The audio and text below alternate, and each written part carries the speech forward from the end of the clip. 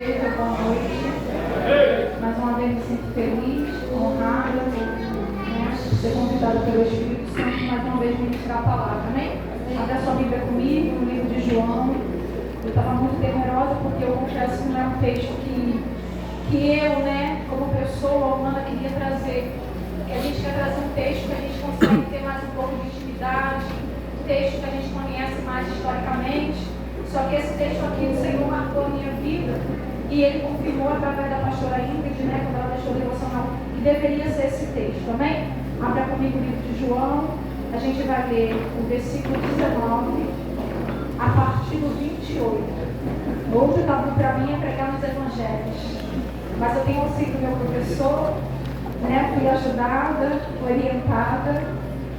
E o maior professor também está aqui, que é o Espírito Santo, amém? Vamos ler o 28. Mais tarde, sabendo então que tudo estava concluído, para que a Escritura se cumprisse, Jesus disse: tenho sede. Estava ali uma vasilha cheia de vinagre. Então embebedaram uma esponja, colocaram a esponja numa ponta de um caniço e a ergueram até os lábios de Jesus. Tendo provado, Jesus disse: está consumado. Com isso, curvou a cabeça e entregou o seu espírito. Eu vou ler mais uma vez o texto. Tendo provado, Jesus disse: está consumado. Com isso, curvou a cabeça e entregou o seu espírito. Você pode ser assim. Aleluia! Glória! Glória a Deus! Não era um texto a qual eu desejava trazer, porque eu tenho uma paixão pelos livros históricos e falar do Evangelho não é tão fácil. Só que quando eu vi esse texto aqui, eu não sabia nem do que se tratava direito. E eu vivi de uma orientação do nosso professor Pedro Chaves, e eu falei para ele assim: eu preciso pregar e falar está consumado. E ele começou a me contar um montão de coisas e eu parada, depois de um curso de doutrina, olhando para ele me contando um montão de coisas sobre esse texto, e contando, muito entusiasmado, falando. E ele disse para mim assim: um dia que eu preguei esse texto, eu não saí nem da introdução. E eu falei assim: Senhor, eu não consegui ver nada no texto. Eu só consegui ler está consumado. Saí daqui, conversando com a Espírito Santo, eu falei: Espírito Santo, eu vou sentar novamente para ler esse texto. Tudo que tu revelou, percebo, me revela um pouco mais. Porque ele falava com tanto entusiasmo, com tanto amor por esse texto, eu também quero sentir amor por esse texto. Eu quero ler esse texto e meu coração saltar, e meu coração que está escrito já saltou. E quando eu comecei a ler esse texto, irmãos, na mesa de trás,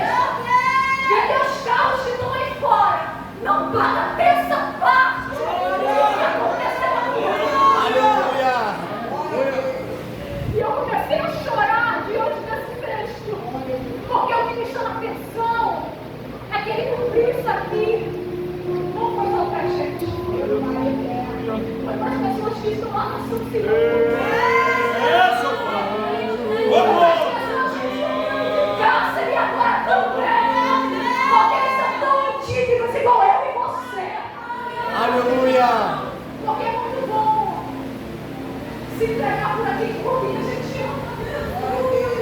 Se alguém falar comigo assim, Ilma, estou fazendo algo com seus filhos, eu estou pensando hoje que eu vou me entregar para salvar a vida dos meus filhos, porque eu amo, eu gerei, eu cuidei. Mas esse ato de amor não é só por quem merecia, era por também quem não merecia. Aleluia! E para nós a maioria não merecia. Só que o percurso aqui foi doloroso. Foi horrível. Jesus, para chegar aqui e gritar, está consumado, porque quando ele falou isso, irmão, Jesus estava 100% homem. A força dele já tinha se esgotado, porque você conhece. Se você não leu, você já viu vários filmes contando essa história. Então, quando ele termina esse percurso aqui, ele, com a sua natureza humana, ele está cansado, debilitado. Eu acredito que Jesus chegou no seu limite, mas quando ele gritou aqui, ele gritou com um som bem alto: está consumado! Porque ele queria salvar a mim e a você. E ele não passou por esse percurso enganado. Ele sabia de tudo que ele ia enfrentar. E os seus 33 anos foi para fazer exatamente chegar ao final disso aqui. Eu vou ler um pouquinho, eu tenho que ler um bocado, porque eu tenho algumas coisas aqui para falar na minha cabeça. Traz de novo. Jesus, ele passou os seus 33 anos cumprindo aquilo que era necessário, porque se ele deixasse de cumprir alguma coisa, ele não serviria.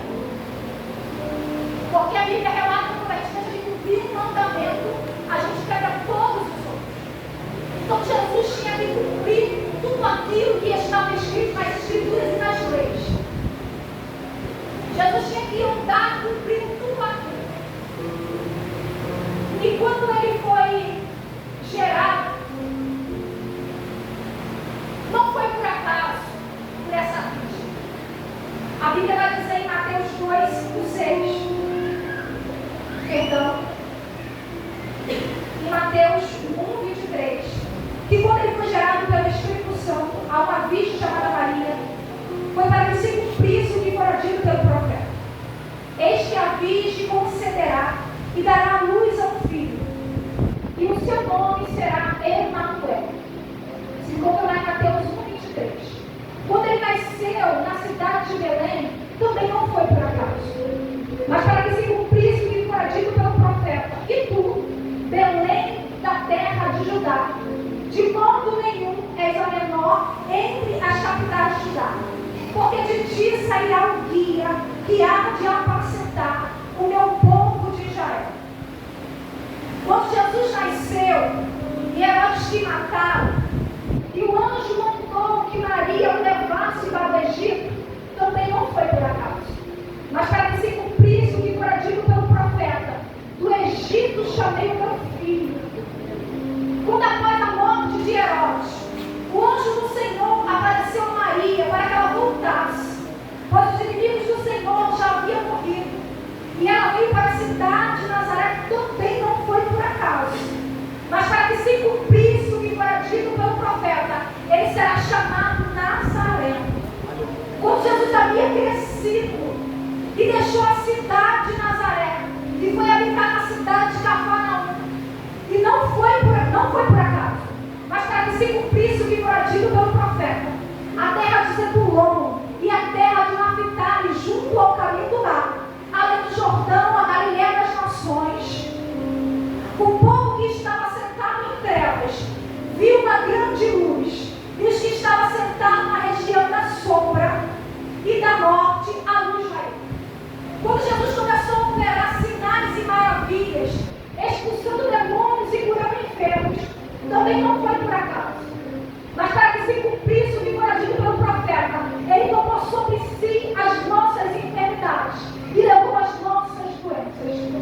Quando Jesus entrou em Jerusalém, assentado sobre um jumentinho, não foi por acaso, mas para que se cumprisse o que fora Dizem a filha de Sião: eis que o rei vem a ti, humilde e assentado em um jumentinho, filho de um animal de carne. Sabe o que é o filho? Um rei. Ele era um rei. Naquela época não existia. Mas se Jesus nesse momento quisesse entrar nessa cidade de limousine, ele tinha entrado. Ele tinha entrado porque ele era um rei. Mas ele precisava cumprir o que foi dito, o que foi escrito. E ele não podia ultrapassar nenhuma lei, esquecer nenhum, ele tinha que cumprir todos. E a gente vai continuar. Quando Jesus começou a ensinar por meio de parábolas, não foi por acaso, mas para que se cumprisse o que fora dito pelo profeta: abrirei a minha boca em parábolas e publicarei casos ocultos desde a fundação do mundo. Quando Jesus operou sinais e maravilhas, mas ainda assim não deram crédito, não foi por acaso, mas para que se cumprisse o que fora dito pelo profeta: Senhor, quem creu na nossa pregação? E a quem foi revelado o braço do Senhor? Quando Jesus foi traído por seus discípulos, não foi por acaso, mas para que se cumprisse o que foi dito pelo profeta. Pois não era o inimigo que me afrontava, então eu teria suportado. Mas era tu, homem meu igual, meu guia e meu íntimo amigo. Quando prenderam Jesus e seus discípulos fugiram, não foi por acaso, mas para que se cumprisse o que foi dito pelo profeta. Veio o pastor e as ovelhas fugiram. Quando Jesus foi interrogado e açoitado e espancado, e não disse uma única palavra sequer, não foi por acaso, mas para que se cumprisse o que disse o profeta: como o cordeiro mudo foi levado ao matadouro.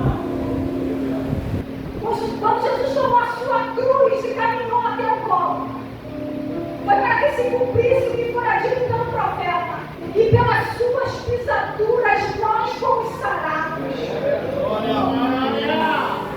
Quando os soldados romanos tiraram sorte para ver com quem ficaria a sua túnica, não foi por acaso, mas para que se cumprisse o que fora dito pelo profeta: repartiram entre si os meus vestidos, e sobre a minha túnica lançaram sorte. E quando na cruz, e que todas essas coisas já tinham sido consumadas, para que se cumprisse a escritura, disse: tenho sede. Então deram vinagre para ele beber. Mas isso também não foi por acaso. Foi para que se cumprisse o que fora dito: deram fel por mantimento, e na minha sede me deram de beber vinagre. Irmãos, começa a imaginar comigo todo esse percurso. Ninguém como homem suportaria o que ele suportou. Ninguém como homem na natureza humana aguentaria o que ele aguentou. Irmão, eu estou te contando a maior história de amor.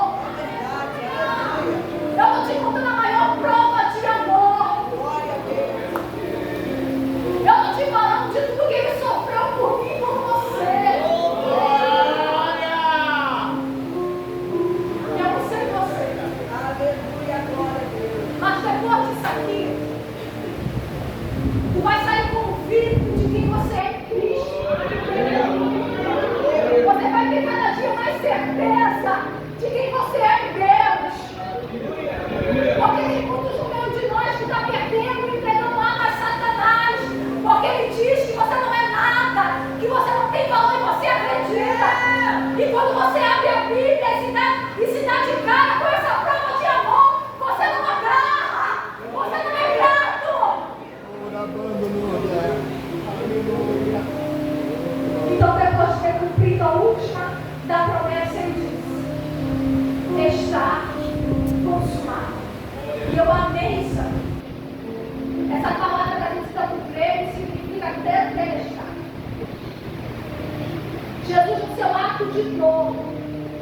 seu limite. Ele era humano. Ele poderia ter falado para o pai: eu não vou. Essa gente já era. Eles vão continuar se corrompendo, roubando, matando.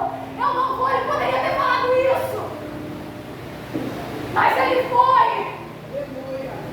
Ele chegou lá.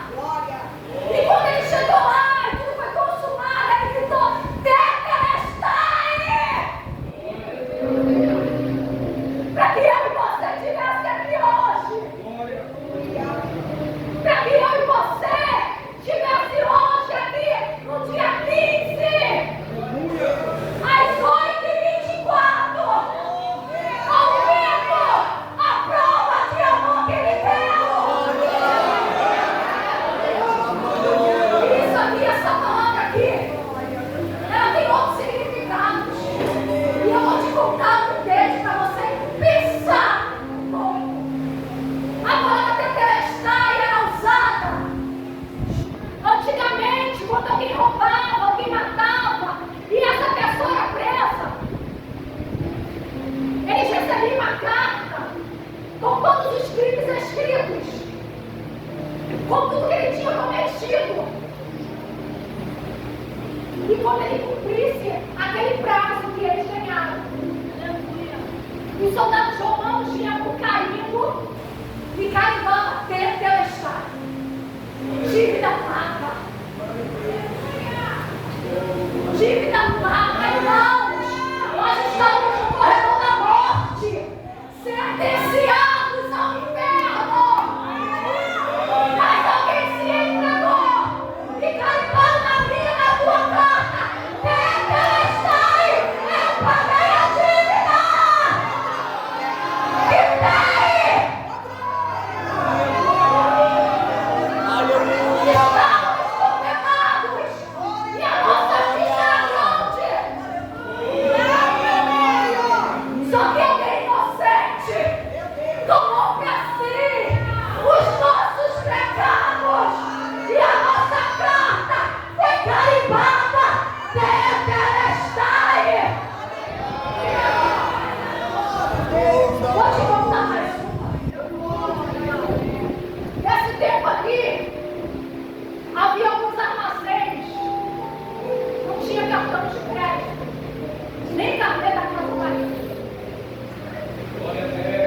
E quem precisasse de alguma coisa, tinha que ir nessas lojas e comprava o que precisava comprar. E ao passar do tempo, irmãos, essas pessoas voltavam e quitavam aquilo que devia.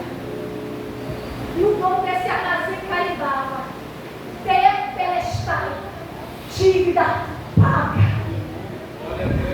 Devemos muito, Cristian. E como eu falei aqui, se juntar tudo que a gente tem no bolso, a gente não consegue pagar essa dívida. Mas ele se entregou e carimbou: a tua dívida está paga. Tetelestai. Irmãos, e voltando à primeira história, quando eles eram soltos, eles ficavam conhecidos porque ficaram muito tempo presos. E eles corriam risco de os soldados romanos encontrá-los e novamente querer prender. Mas ele pegava a sua carta e mostrava: Tetelestai. Ele pagou a minha dívida. Está quitada, está consumada. Está paga, eu não devo mais nada. E aqueles soldados romanos não podiam prender. E nessa noite eu te convido a isso. Quando a vida está na nossa alma, porque a nossa vida não é carnal, é espiritual. Querer prender a tua vida, a tua família, os teus sonhos, os teus projetos. Você vai mostrar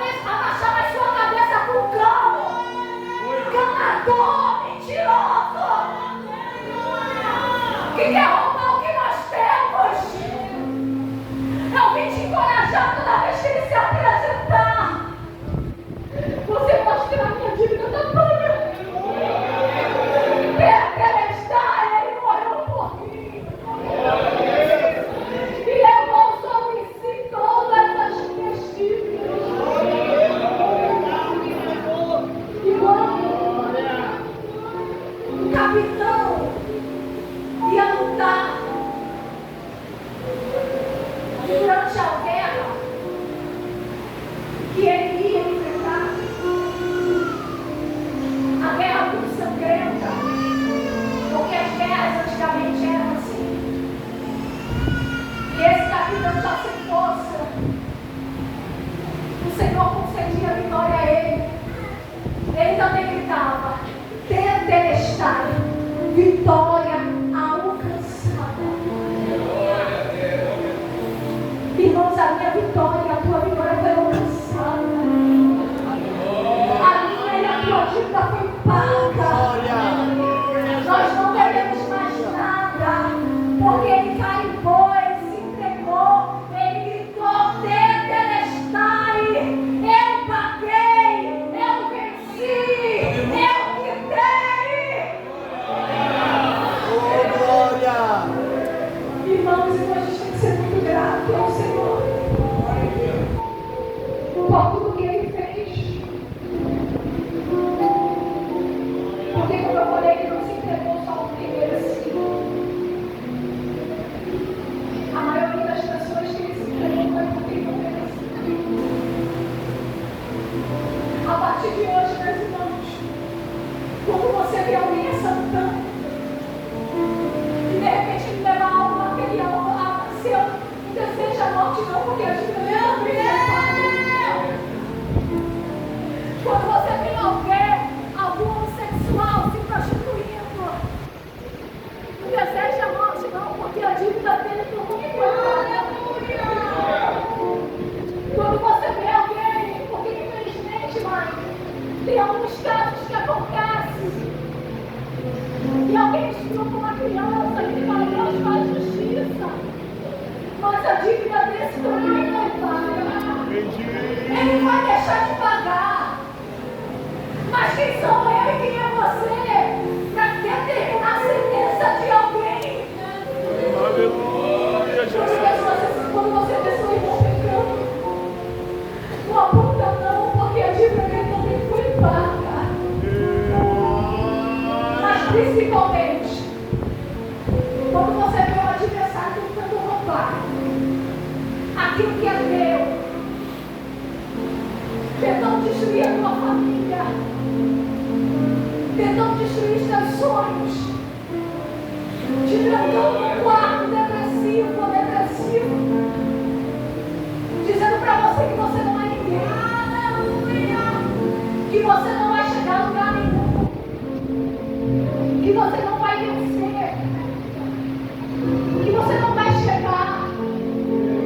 Você mostra para ele: Satanás, aqui está a minha carta. Tetelestai, a vitória foi alcançada. Tetelestai, a dívida foi quitada. Tetelestai, está consumado. E foi para mim e para você. Hoje nós temos a autonomia de gritar: está consumado. Ele pagou todas as nossas dívidas. Glória a Deus! Ele pagou.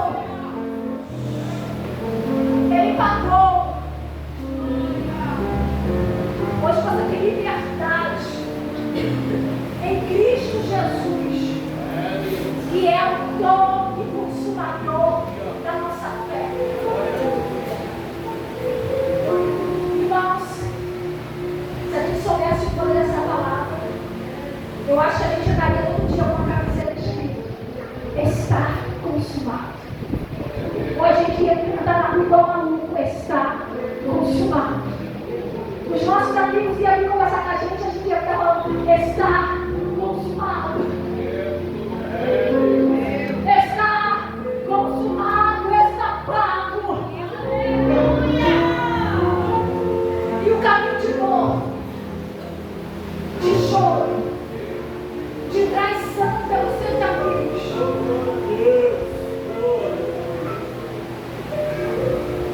o vinagre que ele bebeu, morreu crucificado,